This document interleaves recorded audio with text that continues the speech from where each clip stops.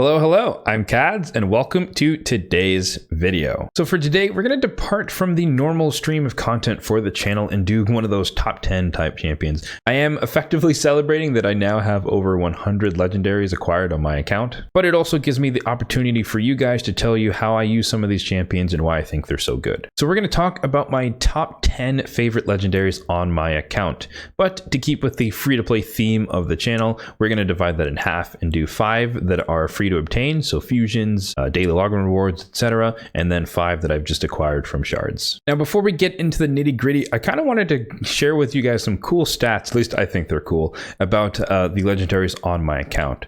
So if we switch over to this spreadsheet here, and you guys know I love my spreadsheets, but I have documented every single legendary that I have acquired from the various sources on my account in total. And as you can see here, if we scroll down all the way to the bottom, that I do have 102. Now, so clickbait, oh my God. But yeah, slightly over 100. However, I am already accounting for getting Newt. So he's the current fusion champion, at least at the time of this recording. And I do expect to finish that fusion. Hopefully I don't eat those words, but I do expect to finish that. So I'm already counting him. So officially, we are at 101 currently right now. So the last legendary that I pulled was Bloodgorge, and I thought he was number 100, but it turns out that I forgot to add Artak to this list, who is also free to obtain. I think he's still ongoing now, free to obtain for if you play for 7 days. And so he was actually 100.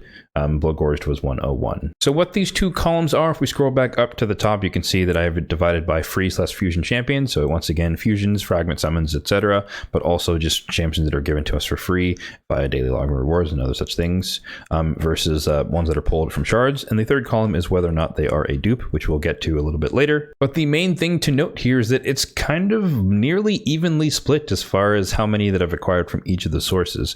So there are a ton of fusions. Obviously, there's basically one every month. And then every so often we get a daily long reward champion, or we get some promotional champion, etc. And so it just kind of adds up over time that we do get a decent backbone of free champions to acquire. But nonetheless, despite my hoarding habits, I do pull my shards relatively often. I just pull less than the average person perhaps, and I still acquire a decent amount of legendaries from shard pulls. So roughly 50-50, but you can see here about a 45-55% split between free and pulled legendaries. Jumping back to the third column, you can kind of see all of the green boxes there, which signifies me having a legendary dupe, and this is more of a faction guardian type thing. But over the lifetime of my account's probably 2.5-ish years old at this point, and so thus far I've only acquired 7 pairs of legendary dupes, and then within those, or from that subset, I have 2 sets of triplets. So 2 sets of 3 copies of a champion. So nowhere near any type of empowerment, and I'm nowhere near full on any of the legendary faction guardians. If we hop back into the game to continue the fun statistics here, and I'll actually activate the filter just so we can kind of see all of the legendaries on the account in total. But if we look at everyone combined, you can see that I have a ton. A lot of them are in the vault, but a good chunk of them are being used.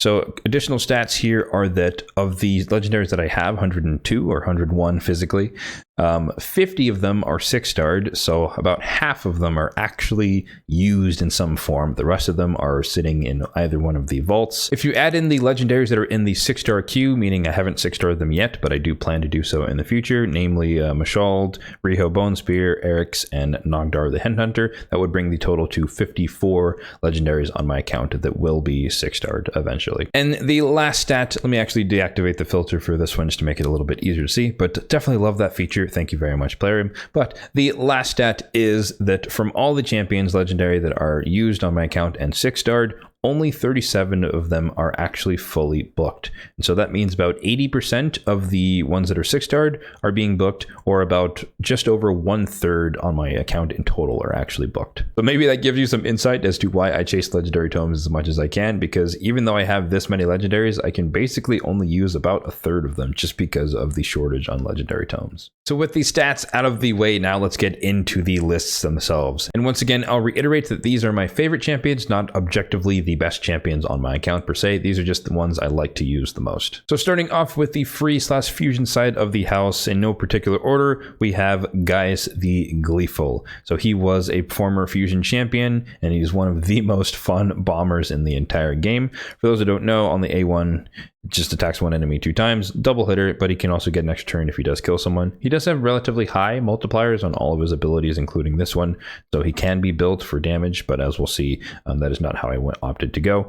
But of course, he's well known for this ability here on the 3-turn cooldown on the A2, which has 100% chance of placing a sleep as well as 2 bombs after that. So that's super fun. You get the bombs, but in case your enemy is in reaction or something like that, they're asleep for that first turn, and then by the time they wake up, the bomb is on a 1-turn duration, and then it'll blow up on their next turn. So you can bypass reaction because you're skipping their first turn, and you can just wait for them to blow themselves up.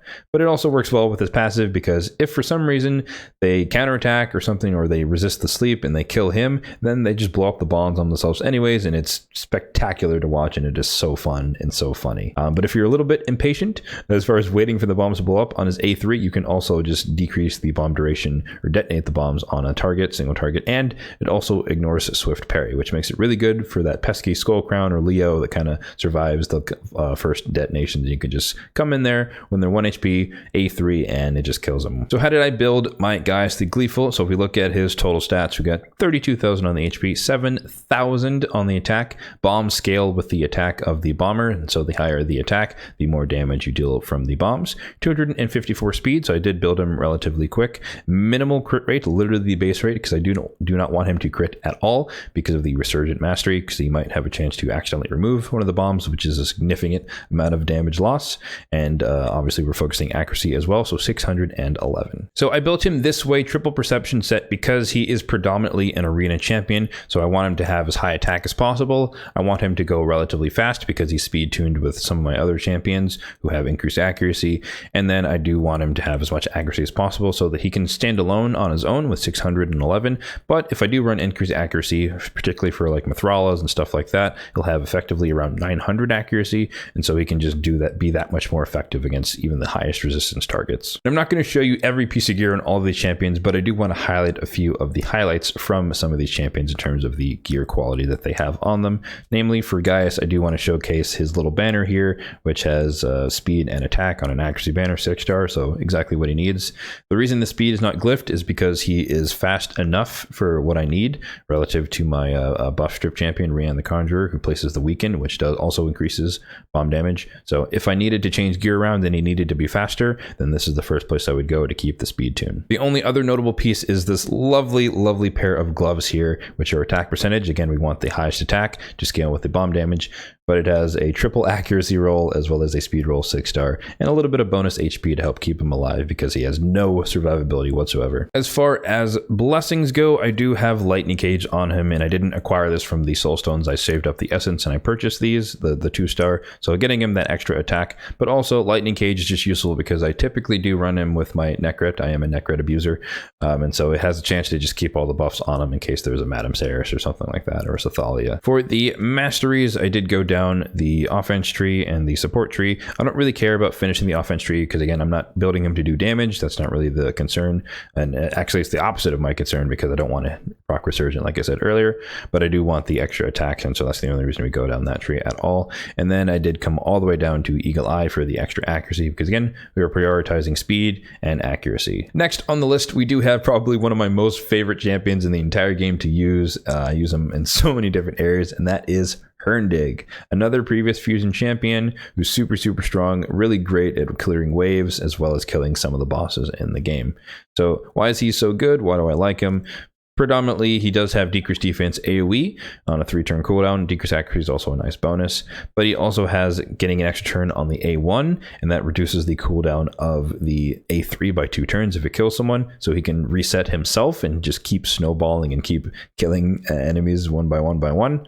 But the A3 is also super strong because it fully depletes the target's turn meter, so a little bit of turn meter suppression, as well as placing an AoE HP burn if the targets are lower on their turn meter, and also places AoE weaken. So he's technically a decreased defense and weaken champion on an AoE. So I have my Hurndig built in a double cruel set and perception, and that's kind of a hybrid to get a lot of damage out of him, but also maintain the accuracy I do need for some of the hard Doom Tower bosses and the waves. His total stats are as follows: 31k on the HP, 5.5k on the attack, so pretty high on the attack, 2k on the defense, so a little bit put there, 249 on the speed, so very, very fast, full crit rate, 231 on the crit damage, and 371 on the accuracy. As far as his notable gear pieces, you can kind of see two of them because they are the only fully ascended pieces of gear in my entire account. So we'll start with the gloves here. These are crit damage in the cruel set with an attack on the ascended stat, but they double crit rate roll as well as an accuracy roll. So I wish these had speed, but beggars can't be choosers. So for now, this is a stellar piece from the cruel set. The boots are one of my favorite boots in my entire account. They also get attack percentage on the ascension stat, but they are speed boots, 6-star in perception with the lovely double as I call it, so double accuracy and double crit rate. So super good, exactly what I needed for this type of build. And honorable mention to his amulet, because it's just hard to get a lot of triple rolls in this game, especially on amulets with good main stat. So crit damage with a triple roll, 6-star on accuracy, so super good amulet there. As far as the blessings go, I did opt for Crushing Rend, so eventually I'd like to get him all the way up to 6-star. That way he can ignore defense on every hit, and that would just make him even more of a powerhouse. So get him a little bit closer to Savage, even though I couldn't really get him into Savage, although I'd like to. Or Instinct. Instinct would be really good on him too, with the speed and the ignore defense. But Instinct, unfortunately, as a free-to-play player, is a fake set, as I call it, because if you don't buy the pass, you get like 15 pieces by the end of it. So I just have none of that gear set. But I digress. So I went with Crushing Rend because just ignores a little bit of defense, a little bit of extra damage, particularly on the first hit for him. And masteries, as you'd expect, to build him like a nuker, so we went all the way down to Helm Smasher, but I went down the support tree because he does benefit from some of the accuracy and turn meter stuff. So Evil Eye, Master Hexer, Lore Steel, the whole shebang. So where do I use this guy? The short answer is everywhere. I use him so much in so many areas. He's one of my Minotaur farmers because, again, he cycles through his own abilities so quickly, so you don't need a reset champion. He can just go in A1, reset the A3, kill the next wave, etc. So he can just keep himself going, keep himself running. I use him in the potion keeps, same reason. But as far as real teams, air quotes, I do use him on my Fire Knight team, Fire Knight stage 25. As far as Doom Tower is concerned, I used to use him when I used to manual on the hard stages because he was the hybrid of a fast champion who has a lot of DPS, but also some turn meter suppression, so I can keep the enemy's turn meters controlled, but also do a significant amount of damage with a decreased defense on them. As far as the bosses are concerned, I do use him for the Magic Affinity Magma Dragon because he's just positive affinity, so we get the decreased defense, again, killing the waves before the boss, but doing also some DPS on the boss himself. And of course, most notably for Dark Fae, where he is a god, where he does so many jobs. He's turn meter suppression, he's the wave DPS, wave killer, and he's also responsible for killing my mirror copies. Next up, we have Mithrala Lifebane, the free to obtain from the Hydra clan boss. Definitely, again, one of my favorite free to obtain champions in the game because she is so useful in PvP as well as super useful in basically every area of PvE. So what do I like about her specifically? Obviously, I do like the poisons on the A1. That's pretty useful, but she has one of the best hex placing abilities in the game. She is void affinity, so it can never weak hit, and she also provides the increased attack and increased defense. So she makes your team tankier, but she can also power up both types of damage dealers, defense-based or attack-based. And if that's not enough, she also has a full cleanse on the A3 that puts strength in, so another buff, and a shield, another buff that's proportional to her max HP. So between these two abilities, you get increased defense, increased attack, strengthen, and a shield. So 4 different buffs, which happens to pair really well with a champion we'll talk about a bit later. You might already be able to guess it. But of course, the passive as well. She's the only champion who can apply the petrification debuff, so enemies are turned to stone if they hit, or they have a chance to be turned to stone if they hit her while they're under the petrification debuff. Quite annoying to go against, but obviously, she also has this amazing aspect of her passive where every point of accuracy gets converted into resistance, or increases her resistance by that amount. So every time you add accuracy, you're also adding resistance, which can make her really, really hard to place any debuffs on in most settings. So I built my Mithrala in a Perception and an Untouchable set, which is immunity and 40 resistance, for those who don't know. And I built her this way predominantly because she is an arena champion, but I do also use her in some PvE areas, which we'll talk about. I know a lot of people run her in like triple perception because, again, more accuracy is more resistance, so you can kind of focus on that main stat.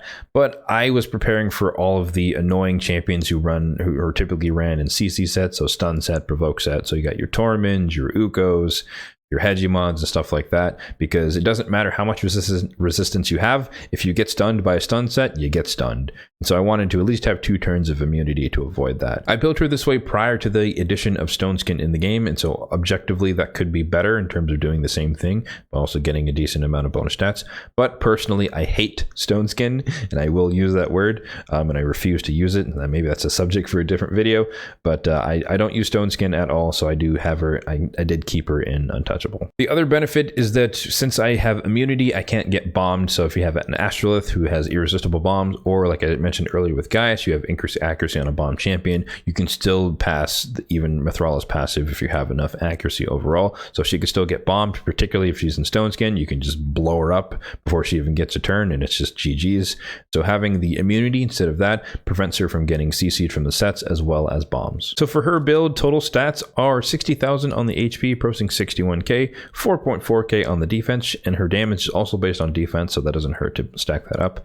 261 on the speed, no crit rate, no damage stats here, but 200 resistance and 575 on the accuracy. But when you combine the two, that means she has 775 resistance. As far as the gear flex goes on her, there's plenty of pieces, but I'll focus on the most important aspects. So we do have the double reaction here, so there's a 50-50 chance that if I don't go first, she won't get crit because of the reaction pieces.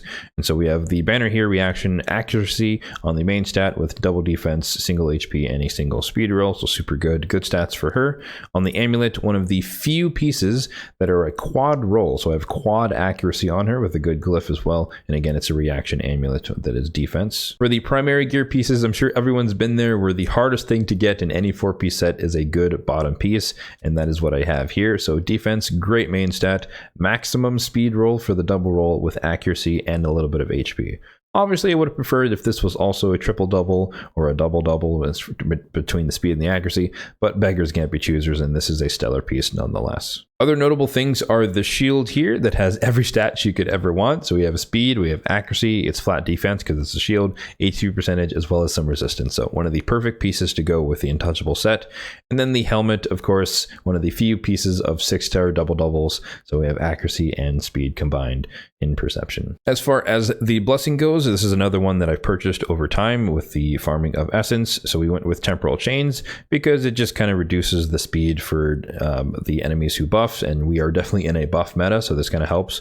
But also eventually, if I ever get it to 6-star, I would get a little bit of extra HP and a little bit of extra accuracy and some speed. For the mastery, she is a support, so we go down the defense and support tree, focusing again on survivability as well as accuracy. So we ended on Eagle Eye, so we get the extra 50 accuracy, but of course with their passive that is also 50 extra resistance. And you kind of see the rest of the support tree is basically just kind of the standard debuffer route. But another notable thing here is solidarity here. So every time she places a buff, you increase your resistance by 5. And as we talked about, she places 4 buffs between her A2 and her A3. So you can get a lot of buffs, which is just an extra 20 resistance on your entire team. So again, making her more survivable and making your team more survivable. So Mithrala Lifebane, where do I use her on my account? I already mentioned that predominantly she is arena. This is an arena focused build, but I do also use her in Hydra. Of course, she is one of the best hex champions in the game. Again, powering up both types of DPS, so attack and defense based, but also increasing the overall survivability and effectively the resistance with that mastery I talked about.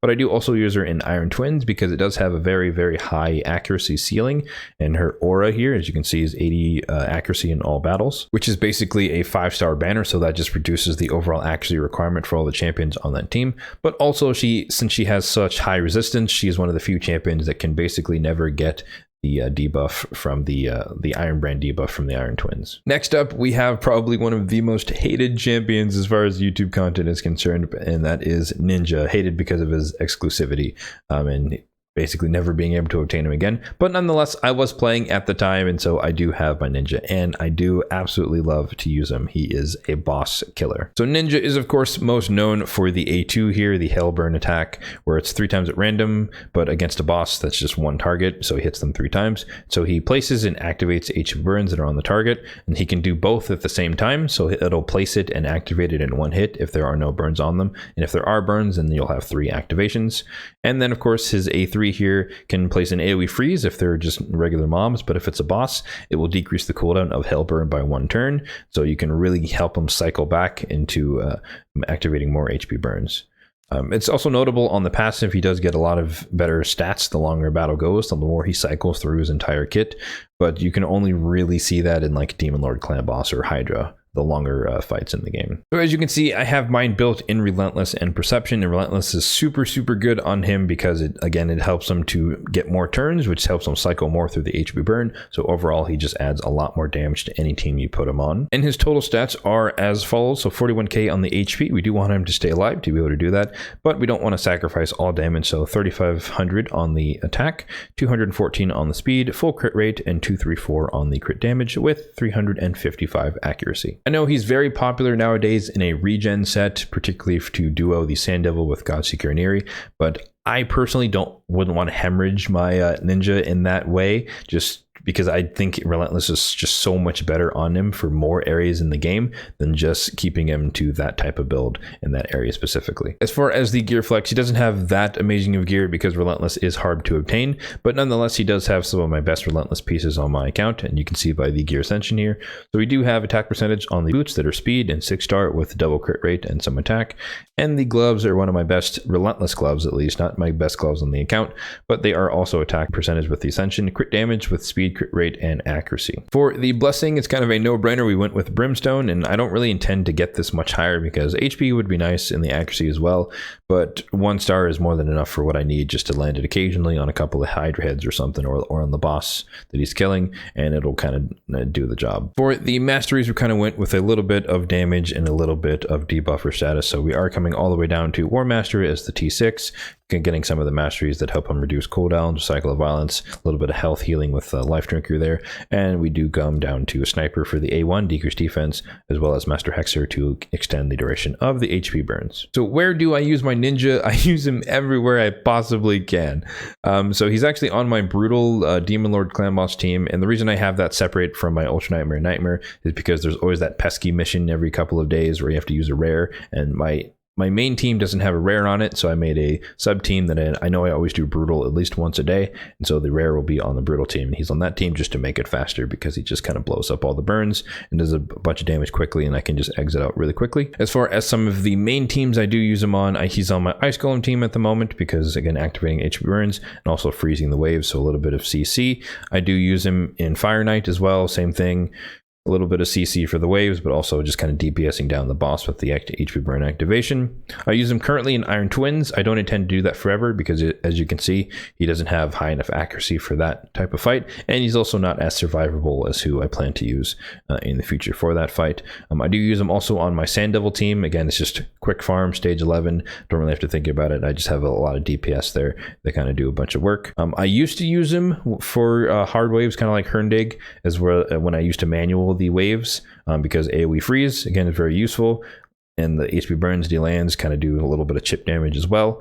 But as far as my main Doom Tower teams, he is on my Griffin team. And last but not least, for at least for the freeze/fusion side of the house, is of course Pythion. In my opinion, probably one of the most useful, if not best, fusion champions in the entire game that they've ever made. And the reason I can say that is that basically he is Duchess Light, and I know that term is thrown out there a lot of the time, so a lot of champions are similar to Duchess, but in this case, I do think it is warranted, because on the A2, he does have a full cleanse, and he places block debuff, similar to Duchess.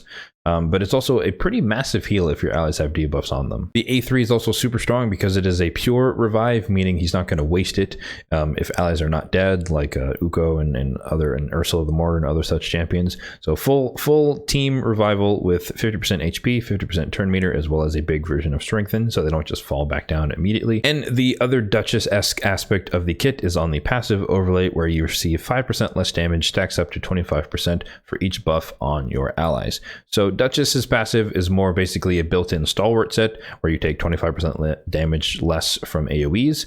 But this, if you were to get all 5 buffs on all allies, not enemies, if you get 5 buffs on all of your allies, then you effectively have that passive. Plus, you're taking 25% less damage from single target attacks as well, which is Duchess's weakness. So I've built my Pythion in a regen set, and that is predominantly because he is a PvE champion on my account. However, I do still use him in arena because since I don't have a Duchess, he can kind of fill in the role of trying to tank up some hits as well as a full revive for any dead allies. I do agree with the masses who say that the bolster set is probably the best set for him because it kind of splits the difference between a little bit of PvE, a little bit of PvP. Regen is a little more PvE focused, but just like the Instinct set, the Forge Pass, or the bolster set is from the Forge Pass, and when you're free to play like myself, you don't buy those until you get chump change as far as the amount of pieces you get. So it wouldn't be possible for me to build him in bolster with these kinds of stats. And I guess that's a great segue to talk about his stats overall on my account. So we have 86,000 on the HP,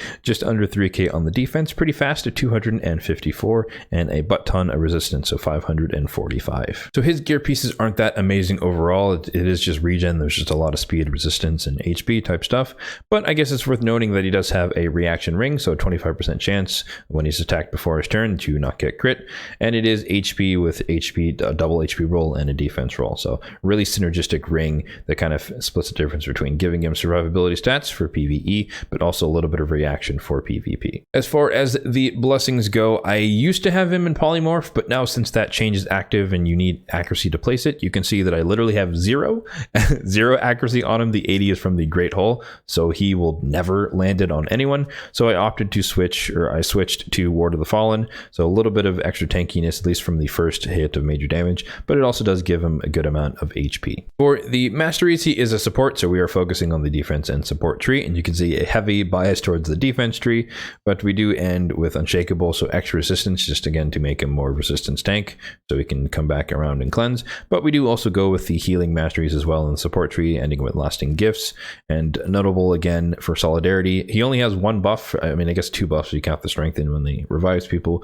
but again taking advantage of the extra resistance whenever we do have the block debuffs up. So where do I use my Pythion? As I keep saying, he's basically my proxy for a Duchess, so I do use him in arena, but he is integral to my dragon team. He has enough resistance to not get poisoned, and when he cleanses all the poisons off of my team, they're basically healed back to full HP because he does have the dragon hard mode, does have a bunch of poisons. I do use him in Ice Golem as well, same thing, again trying to keep my team alive. If people go down, he's usually the last one standing. He heals himself and then he can pick them right back up. For the same reason, he's also in my Iron Twins team. He does have high resistance, so he's usually not inflicted by the Iron Brand, but as I had hinted at earlier, he pairs very, very well with Mithrala Lifebane, and so once you get all of her buffs and his buffs with the block debuffs, then you have 5 buffs and you get the full power of his passive. For Doom Tower, he is one of the most important champions on my hard auto team, so if things start to go wrong, again, he heals himself and he picks up the rest of the team, so he's very, very important for that. But he's also on my Eternal Dragon team, again, high resistance, keeps the team alive with block debuffs, so we're not constantly under the block active skills from the boss, and we can kind of ignore the debuffs from the minions as well. And how could I forget that, of course, he's on my highest Hydra team. So block debuffs is somewhat dangerous to use because it can get stolen by the Head of Mischief, not from him because he does have high resistance, but any of your allies who happen to have more buffs at that moment. But I do pair him with a Tuhanarok and a Mishinaki, so we have two forms, or one form of block buffs, and then we also have a buff strip, so I'm less worried about the Head of Mischief happening to steal the block debuffs and spreading it around. Okay, so moving right along, let's now switch over to the top 5 top favorite champions that were pulled from shards. And if you're still with me, thank you for sticking on. This is probably going to be a relatively long video. Once again, these are in no particular order, so let's kick things off with Lady Kimi. So Lady Kimi was one of the few champions on my relatively exclusive wish list as far as legendaries are concerned, and I happened to get her just on the off chance while pulling for Stultus Dragonbane, if I remember correctly. So he was a guaranteed summon, and I just happened to get her along the way, and I was super stoked about that. But what I like about her is that she is one of the fastest champions in the game, tied at 115 on the base speed, but she's also very, very suppressive or oppressive, whichever is the right term. So she has speed manipulation in both ways, kind of an inverse abilities. So she has decreased accuracy, decreased speed, and decreased turn meter on the A2, which is on a 3-turn cooldown, but on the A3 she has the opposite, where it has increased speed, increased accuracy, as well as a turn meter fill. So if the target has a buff already, then she can also remove it. So if you have enough accuracy, she can do that. And she could also place block buffs on them afterward. So it's very, very clutch for a lot of situations, particularly like the Head of Mischief. You can just strip a buff off and have block buffs effectively. And she also decreases turn meter on the A1, so she'll attack one target and then whoever has the highest turn meter, and both of them will get the turn meter decrease. And it can be the same person, particularly if there's one enemy left, so she can just keep suppressing their turn meter with the A1. And she does also have this passive here where she gets a turn meter fill whenever debuffs are placed on her. And she also has this bonker passives where if any debuff is placed on anyone on your team, she gets a slight turn meter fill, and whenever she places debuffs on an enemy, she decreases their turn meter. So again, a very, very suppressive champion overall, especially when you build her with a ton of speed like I have here. So on my account, she is the second fastest champion that I own, and she's in double speed and perception. So I went with a balance of speed and accuracy with a slight bias towards speed. So if we take a look at her total stats, got just under 60k on the HP, just under 3k on the defense. So again, a tanky support build, 312 on the speed. For reference, my Arbiter is 350 speed, and then 466 on the accuracy. As far as her cool pieces of gear, you can see that we do have another reaction banner that is accuracy. Not the best rolls. I don't like the attack percentage one here, but we do have one roll in HP and one roll in speed. Her amulet is one of the rare instances again of a triple roll on a 6-star piece, so triple accuracy on a defense amulet. And then her ring, it is 5-star, but it is an example of the perfect rolls on the substats. So it's an HP ring with triple HP and defense, so we missed the attack, which doesn't help her survive, and we missed the flat stat as well. As far as the main gear pieces, you can kind of see here that we do have a piece of Ascended gear, and this is one of the few 6-star boots that did actually hit speed. So eventually you do want to max this out, and also has double accuracy as well, as you can see there. But this is one of the few gear pieces that I do want to take to 6-star, because it would give me an additional 9 speed relative to the 3 I already have here for a total of 12. But also I do love her shield here. It is divine speed. It's a shame that we hit the flat stat on HP here, but it is double speed, relatively high on the rolls, and then a single roll in accuracy. So speed, accuracy, and the divine speed set, perfect. As far as the blessing goes, I did opt for temporal chains on her as well. Kind of feeds into with her overall kit of a lot of turn meter manipulation and suppression, and so this one just gives a little bit of bonus where when the enemy team's buff, she decreases their speed ever so slightly. But of course, if I happen to get a higher tier soul on her, then it'd be nice to have the extra accuracy and the extra speed. For the mastery, she is once again a support champion, so we're focusing on the defense and support tree, coming all the way down to Eagle Eye, because again, we're focusing on the accuracy, but also notably Lore of Steel to help her go a little bit faster in some of the turn meter boosting debuffer type masteries here. And then nothing really notable in the defense tree, pretty standard, but maybe a little bit of notice to Retribution, because if she counterattacks, she has a chance to hit the person who hit her as well as whoever has the highest turn meter. So again, more chances to kind of turn meter manipulate the fights. So as you might guess, I do use her in arena. She is, like I said, my second fastest champion, and the reason I wanted that is because one, I have the ability to run her together with Arbiter, and that way I get increased attack, turn meter fill, increased speed, and increased accuracy, which is premium setup for bomb champions, particularly going against Mithralas or other types of champions with a lot of high resistance. But I can also split them apart for like 3v3 arena, where I need my Arbiter in one team and I need a second speed team, and she's my second fastest champion, so she can come in and do the job. She's not going to be faster than a fast team on her own, and probably my Arbiter is not even faster than most speed teams. But if there's 2 slow teams and I need 2 speed teams, I can break them up, and then she can be the lead for the second speed team, lead in terms of the fastest champion. She's also on my alternate Iron Twins team, replacing a Nekmo Thaar because of affinity on magic particularly, and so she comes in and is the decreased speed champion for that composition. She's also integral to my Doom Tower hard auto team that I mentioned earlier, so her aura is speed in Doom Tower battles, and so that helps her secure her spot going first relative to the enemies, and so we can kind of take charge of the waves and go in and control them and kill them, etc. So very important part of my Doom Tower hard auto team. So next up, we do have one of the most powerful Void Legendaries in the entire game, and that is Nekhret the Great. And he is most certainly a great champion. So of course, Nekhret is known as one of the best arena defense champions in the entire game, but it's also worth noting that he is one of the cheapest legendaries in the game to book, with a total of 6 books throughout his 3 abilities. So that's absolutely cracked, especially by Clarium standards. But of course, he's most known for his relatively annoying passives to deal with. The first being Arouse My Minions, where he places block debuffs to strengthen for 3 turns, as well as an ally protection for 6 turns. on the ally with the lowest HP. The ally protection buff is protected, and it also synergizes well with a couple of his abilities in the other passive, where if the ally is attacked while under ally protection, then he places a shield equal to 30% of his max HP. So he can just keep protecting that one champion or multiple once he gets his A3 off here, which does basically the same thing the passive does, but actively placing it on a new target as far as placing those buffs, protection buffs. And both of those synergize really well with his A2 here, which is an ally attack. So the only allies who can join on the attack are the ones that are protected by his specific ally protection, not just any ally protection. But also when allies under his ally protection are hit, it lowers the cooldown of this ability here, so you can get back to it sooner. But also it grants an extra turn if no one is killed with the ally attack, and so he can once again reduce the cooldown of the ability just by not killing anyone. So super solid kit, very well rounded and very balanced overall between the passives and the abilities. So as far as his build goes, I do have him in a shield set with Immortal. Once again, I would like to build him in a bolster set, but once again, as a free-to-play player, that's not really accessible. So a shield set does the trick, and I do have him with relatively high resistance, so that doesn't get just stripped off immediately. And for total stats, we do have 93,000 on the HP, 3,500 on the defense, 200 middle of the road on the speed.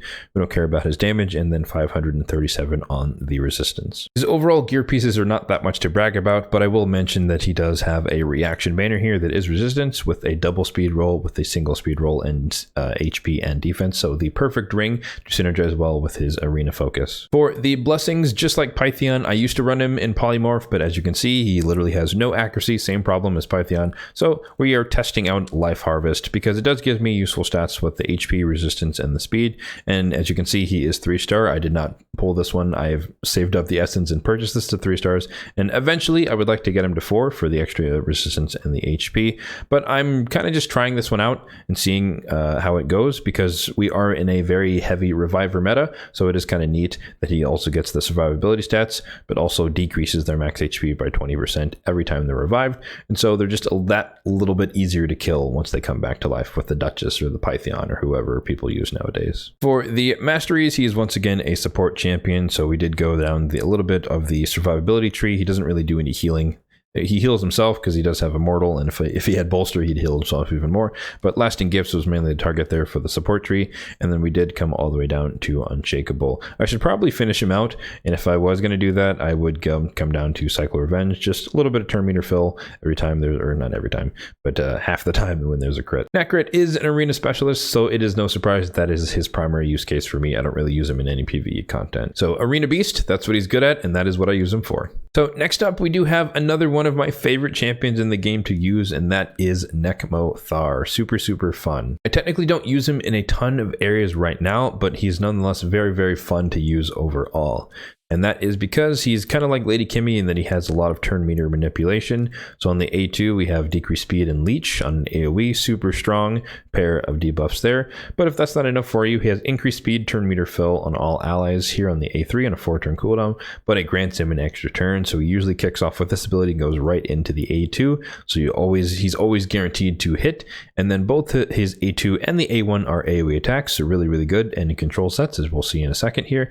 But he does have a 40% chance to place decreased attack for 2 turns, but it increases to 75%, 80% with sniper for targets that are under any debuff. So he's a very reliable decreased attack, decreased speed, as well as leech and increased speed and turn meter fill. So a lot coming out of this kit. What a powerhouse of a champion.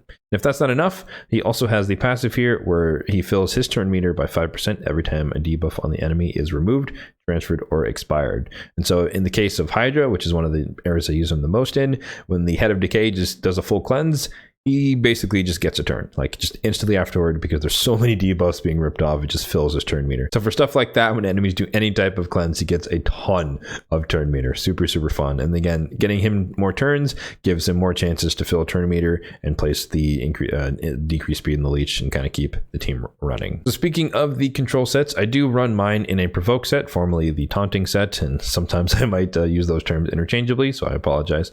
But I do run him in that primarily for Hydra Clan Boss. That is his main job, and he is kind of the backup provoke for the Head of Decay. If we take a look at his total stats here, we are 46k on the HP, 3200 on the defense, 248 on the speed, so pretty quick, and then 396 on the accuracy. His gear pieces overall aren't that crazy, but I will say I did happen to get really lucky with having the speed and accuracy roll on the top row here across all of the provoke set pieces, and so each of them are a double single in terms of speed and accuracy, and that's just very, very fortunate for the case of the set I was trying to put him in.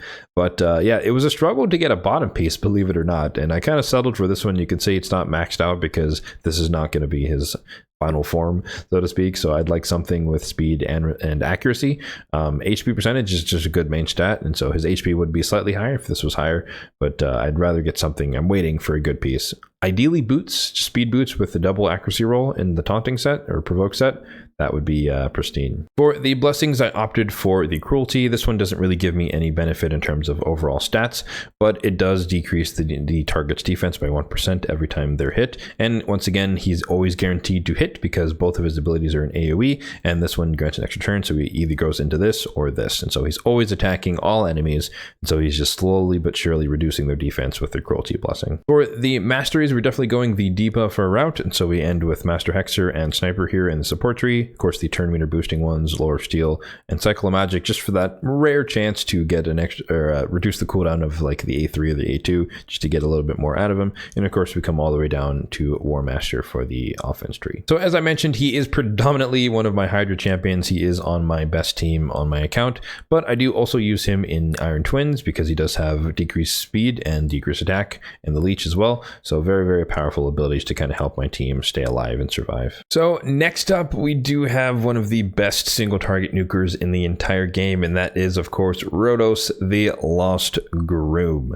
So kind of self-explanatory why I like this champion, but he just hits super, super hard and he can kill people dead. He has this ability here on the A3 that ignores 60% of the defense, but when you add that to the Savage set, you're basically doing 85%, and a Helmsmaster proc is enough to bring you to basically ignoring 100% of their defense potentially.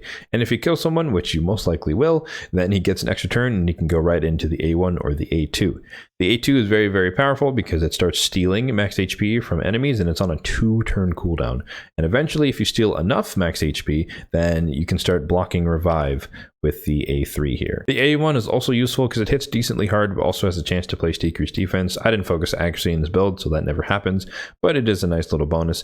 But more importantly, has a 25% chance of getting an extra turn. So if you happen to get provoked and stuff like that, you might still be able to proc an extra turn, or if you get locked out by a Warlord or a Yumiko, then you hit once, you get an extra turn, and you're right back into the A2 because once again, it's on a 2-turn cooldown. So you can kind of counter Warlord and Yumiko teams just by existing and getting lucky on the A1. But of course, he's also well known for the passive here, where you have to be hit at least twice to kill him. He cannot be one-shot at all in a lot of PvP applications.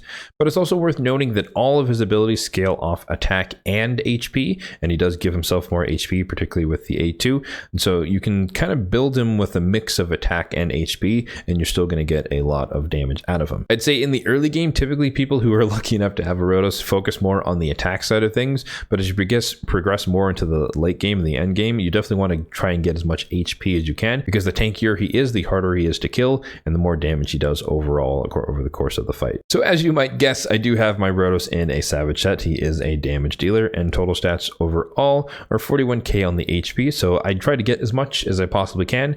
5.1k on the attack, so pretty decent there. 2200 on the defense. I built mine relatively fast because I do want him to get a lot of turns. I'm not a huge fan of the slow nuker meta.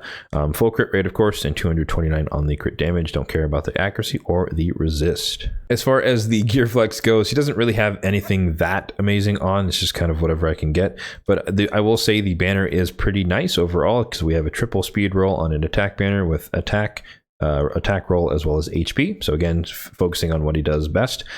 But more predominantly here, this is important for the speed increment. And as you may have noticed here, we do have an ascended piece of gear, which are the gloves, which are crit damage with a double crit roll, 6-star attack percentage on the ascension, but they also do have speed and HP in the subs with flat attack, which is not substantial, but you know, every little bit of attack does help. So for the blessings on Rotos, I've gone around the world in terms of which ones I've used. I've tried Soul Reap, I've tried Lightning Cage, which paired really well. Once again, I use them with Nekhret a lot of the time, but I've ultimately ended on Word of of the Fallen because, one, it does give him a lot of extra HP and eventually some crit damage and some speed, but it does, with the bone stacks, does make him a little tankier, so it can take a bit more hits, particularly on the first hit. So someone like a Trunda, even though she does hit twice, if enough damage is mitigated on the first hit, the second hit won't actually kill him, and then he can cut in and do a little bit of damage back. As you can see, I do have him up to 3 stars. I did not get lucky with this soul either, and this is once again purchased by saving up the soul essence. So he is my highest priority to get to 4-star, which is going to cost me 300 of the immortal soul essence, which is probably going to take a few months. So it's going to be a while, but eventually I will get my way up there and I can start flexing with my 4-star Rotos. For the masteries, we definitely go with the DPS type build, but in this case, I want to highlight a couple of relatively important ones. So typically I'm running him on a go second team, meaning that the enemy team usually goes first. And so they typically will have some sort of shield, and especially with the bolster meta, a lot of champions have shields. And so shield breaker is really nice because you just deal 25% more damage. Of course, we come all the way down to helm smash because we can ignore more defense, but I also want to highlight the importance of cycle of violence because he hits ridiculously hard with a single target abilities. And so you can have instances where he uses the A2, you have a cycle of violence proc on the A2, and you can literally go back to back on the A2 because it's a 2-turn cooldown. It reduces it by 1 turn, and then when he gets his turn back, it reduces it by the 2nd turn again, and so he can literally go back to back A2s in some instances.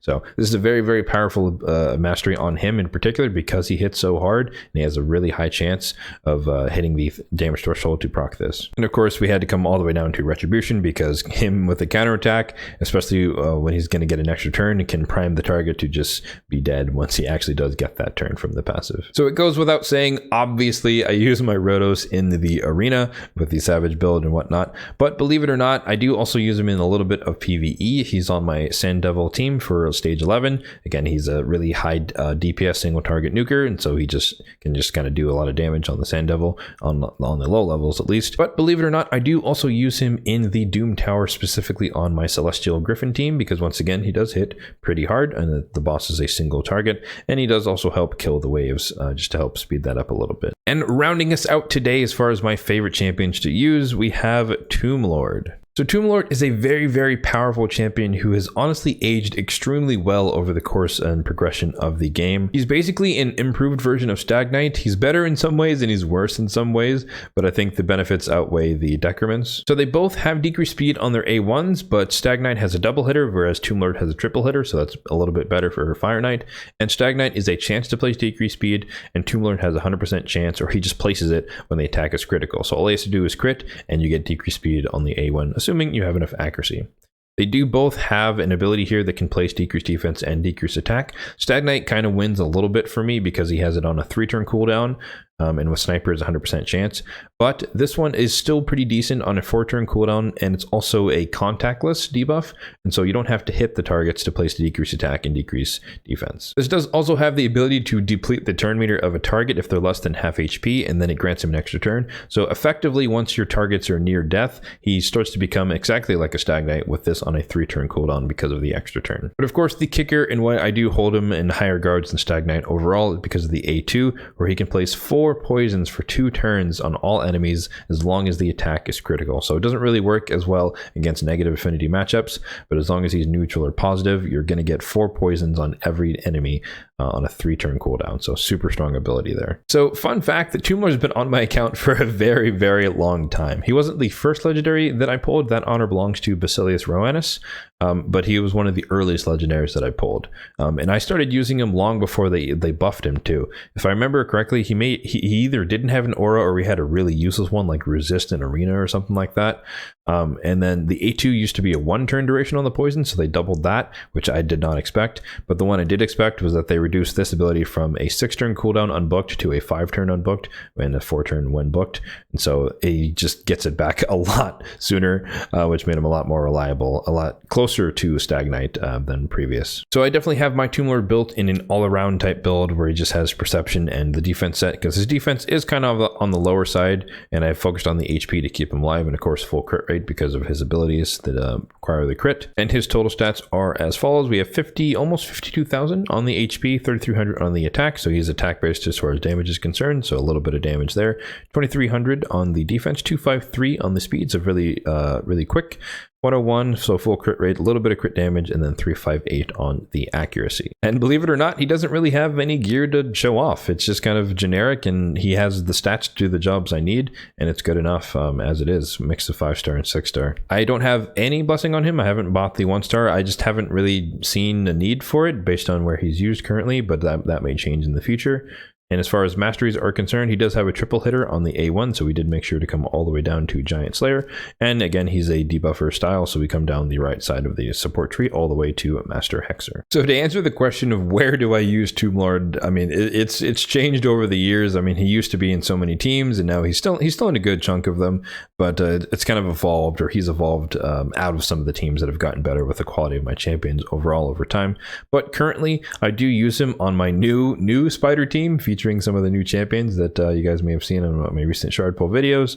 He's integral to my dragon team, just again with the boatload of poisons, but also the debuffing capabilities of the decreased defense and decreased attack. He's also on my Fire Knight team, currently stage 25, and I plan to use him at least for tests in Fire Knight Hard once I get the Newt Fusion complete. I used to use him a lot in Doom Tower Hard, so some of the OGs that know me will know that he was always on like every single team way back in the day. I skull him as well way back in the day. I don't use him there anymore, especially in the advent of hard mode where poisons don't really work, so he's a little less effective. But yeah, he was an important part of my Doom Tower Hard progression early on because the poisons do a lot of damage. The turn meter control in the A3 was super good as well. And then obviously placing decreased defense, decreased attack, so to keep the waves from hitting us too hard unless they're HP based. But I do also use him currently on my Scarab King team. So I have a turn meter suppression team. So again, the turn meter depletion on the A3 once the Scarab gets to half HP is really nice. But more importantly, we do have the debuffs to keep him from hitting us too hard and hitting him a little bit harder. And the decreased speed on the A1 makes sure that the Scarab King is relatively slow overall. All right, we've finally made it to the end of this probably very long video. So if you have made it this far, then thank you for sticking all the way to the end. I did mention a lot of champions used in a lot of areas in the game, so if you guys want a deeper dive onto any one of those teams in particular, then let me know in the comment section down below, and I could definitely do a follow-up to make that happen for you. Once again, the purpose of this video was mainly to just celebrate having 100 legendaries on my account, so maybe we can do another version of this in another 2 to 3 years maybe, when I have 200 legendaries and see if anything has changed. As always, if you enjoyed this video, then be sure to hit that like button down below and also subscribe to the channel for more content just like this one. Thanks for watching and have a good one.